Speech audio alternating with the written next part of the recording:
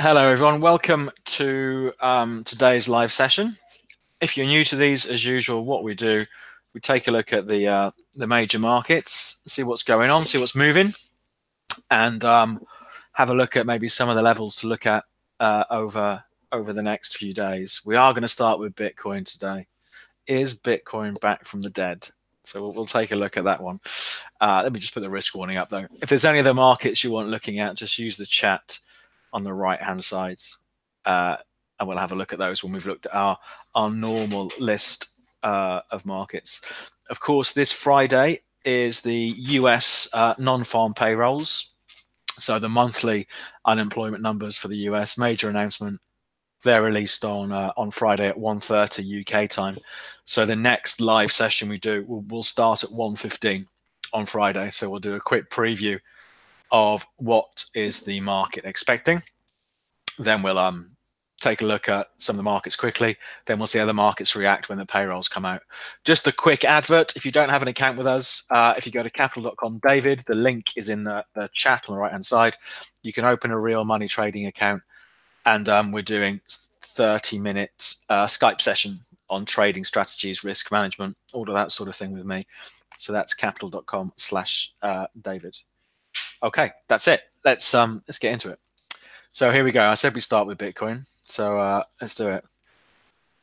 So after months and months of low volatility, the Bitcoin price and other cryptocurrencies really woke up yesterday. So we saw this surge that started around about 4 o'clock, 5 o'clock yesterday morning. So Bitcoin was trading around the 4,100 level, and you can see within a couple of hours it touched 5,000, and at the moment it's trading just below that today.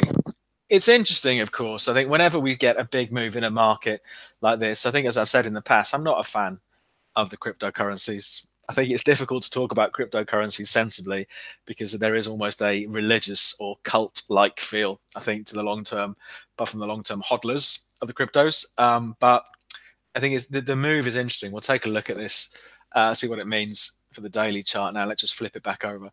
There's all sorts of speculation as to why it moved. I think that the truth is nobody knows. So some people are saying it was as a result of an April Fool's post that somebody did, saying that the SEC, the US regulator, had approved Bitcoin ETFs. That wasn't true, but that someone's saying that's behind the rise. That went viral. That did. Others are saying it's shorts covering people who'd short sold, betting the price of Bitcoin and other cryptos was going to carry on sliding. When it was rallying, they were closing their shorts and fueling more buyers. And others saying it was the break of a big technical level around about 4,200 that saw algos buying. And I think whenever you hear somebody say, "Oh, it's the algos driving the market," that's always the sign that nobody actually knew why the market moved. But anyway, I mean, it's a major breakout. If we look at this like any other currency or any other market, the story last year was there was the bubble in Bitcoin bursting and other cryptos. Traded as low as nearly 3,000, I think. And 3,000, had been a level in the past. We go back to these old lows from September 2017 on the way up. It sold off to 2,900, 3,000 before carrying on to 19,000. So it had been holding above that recently. And this break is a significant one. We've seen rallies in crypto, Bitcoin over the last few months.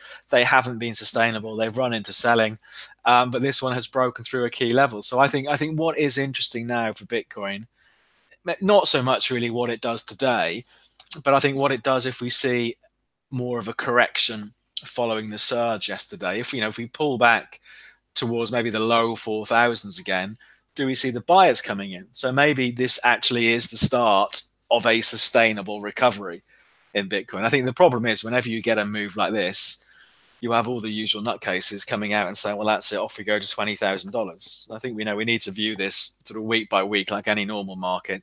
Let's see what happens if it gets under pressure from here. If it sells off to the low 4,000s, do we see the buyers coming back out? But definitely off the back of this move this week, Bitcoin has got a lot more interesting again, I think. So we'll come back to it on Friday and see where it's trading.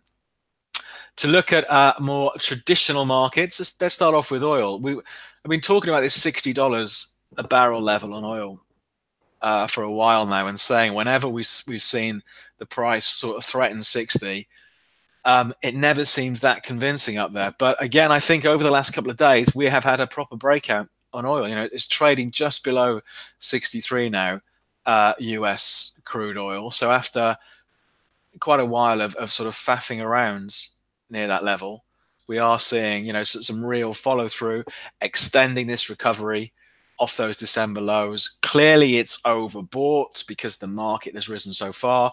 But if we, you know, looking on the RSI here, actually, let's just change that to a 10-day RSI. I prefer that to a 14-day.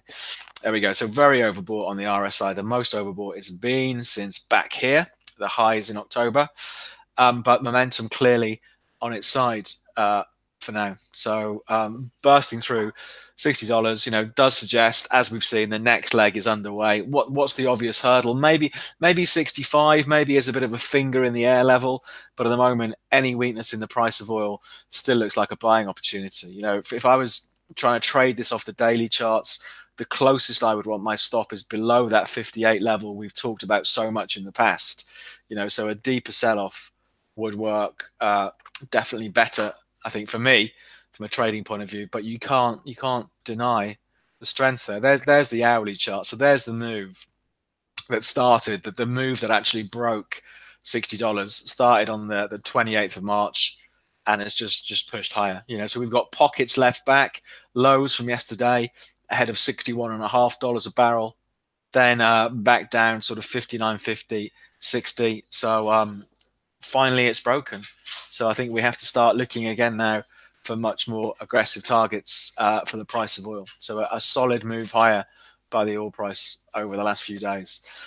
Because the risk appetite is back, you know, what market suffers when people have more of an appetite for risk? It's the gold price. You know, we have seen gold, I suppose it's stabilized a little over the last week. And going back to this bigger picture view, the recovery for last August in gold is still ongoing. You know, the market's gone from 1160 to 1340. Got pushed back beginning of March to 1280. These 1275, 1280 lows, big level. And over the last 24 hours or so, we've seen it trade as low as sort of 1285 again, and a bit of strength coming back. So for me, while these lows for the year at 1275 stay intact, you know, my expectation would be for a pushback to those March highs up at 1320, and again, if it can break there, a run back up to 1345, the highs from February. So it has definitely been under pressure the last couple of weeks, but so far at least, those lows continue to hold. Let's take a look on the hourly chart, and we can see this maybe in a bit more detail. Here we go. So I've taken this right out. You can see the lows for January down here, 1275. Market rallies about $70. Sells off again, 1280 holds in early March. And so far, going into April, 1285 has held. So, you know, looking at really where supply and demand has been in gold in recent months, you know, we're back down to an area where we have seen the buyers come back in. So it's a market, I think, a market to watch. You know, we saw it push lower yesterday. We have seen something of a bounce back today, but still very much those lows for the year, I think, are the big ones for gold. Let's take a look at our usual couple of FX markets. So we look at the pound and the euro. What should we look at first? Let's look at the pound. I mean, we had Theresa May, the Prime Minister's statement to the nation last night that she's going to work with the leader of the opposition, Jeremy Corbyn, to try and break the logjam that we're currently in over Brexit. So pound against the dollar, still very much a politically driven market. But what is interesting, yet again, you know, we've been talking about these levels a lot over the last couple of weeks, but from the 10th of March, 129.50 was the low on the 10th of March. The market has did move through 133.50, and you can see again, March the 29th, tickles below 130, get a good bounce back. Yesterday morning, comes back to about 130.20, and we're 140 points higher. So clearly, no one's got a clue really as to what's happening with Brexit. But whenever we're seeing pound against the dollar down at the low 130s, we're seeing buyers step back in. So at the moment, I'd arguably do nothing because we're almost in the middle of the range, 130 to 133 and a half, pretty much not far off the middle of that range. But if we see it push down here, we want to think about being a buyer. But I do think it's a market at the moment that you can't trade almost but by normal means. The support and resistance is working, but so much of it is just driven by what happens in Parliament. But it's interesting that level has continued now for about 6 weeks to be a floor under any weakness in the pound. So 129.50 to 130. Euro dollar, a bit quieter again, but it's still interesting, the euro against the dollar. Clearly, again, it's a market that does get pushed around by the lack of Brexit progress. But what is interesting, I think, is what's going on today. We had this low for the year in euro dollar at 111.75, I think, yeah, from March, early in March.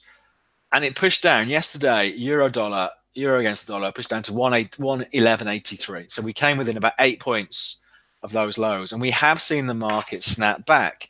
So an aggressive trade here, if you think these lows are going to hold from March, is to be a buyer with a stop loss under those lows. We have seen in the past, over the last, about 6 months or so, we've seen previous major lows break, like they did here in November, only for the market to recover strongly after that.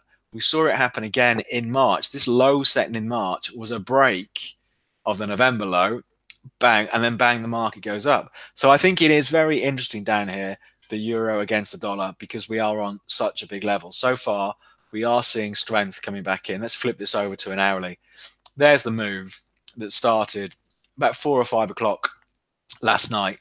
We've got some hurdles to get through.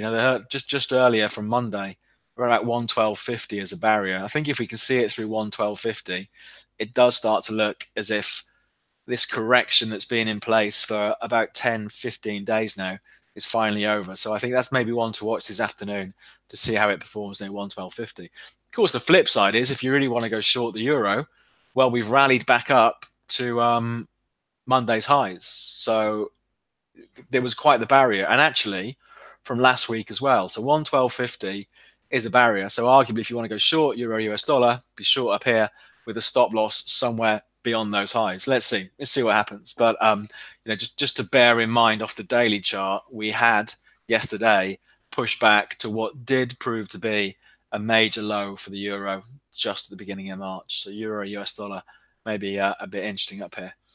Let's take a look at stock markets. It is the same old for stock markets. What do? They keep going up, particularly for US markets. Okay, so here's our daily chart of the S&P. So we have now well past those October, November, December highs, around about 28, 25.